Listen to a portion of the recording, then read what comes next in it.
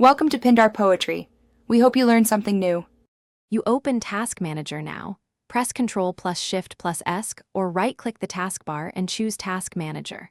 Once visible, make sure to click More Details to reveal full tabs. You want to identify the running program you'll change. Use Processes for apps or go to Details for system-level processes.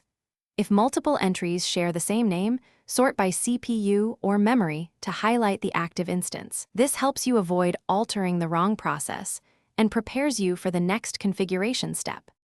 With the correct process selected, right-click it and choose Set Priority. When the menu appears, pick a level that matches your needs. Above Normal or High gives more CPU time to that process without destabilizing the system. You should avoid real-time because it can starve essential system tasks. Once you select a priority, confirm the change when prompted. Make sure to monitor system responsiveness for a minute or two, so you can revert the setting if background tasks start lagging or become unresponsive. After changing priority, watch system behavior immediately. Open Performance or Resource Monitor to verify CPU distribution.